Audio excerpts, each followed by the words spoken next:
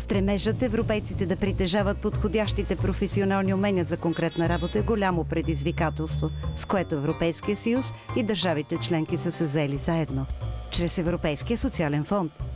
Ежегодно Европейския съюз заделя над 10 милиарда евро за Европейския социален фонд, в чието финансиране държавите членки дават своя принос.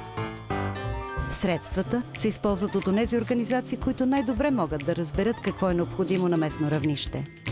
По-добро образование, нови възможности за заетост, подкрепа за предприятията, насърчаване на начинаещите предприемачи, инвестиции в подобряване на обществените услуги, съдействие на хората за усвояване на нови умения, осигуряване на консултации за професионално развитие и менторство, подпомагане на хората в неравностойно положение да започнат работа. Всяка година Европейския социален фонд подпомага и обучава над 10 милиона души. Европейския социален фонд – инвестиция във вашето бъдеще.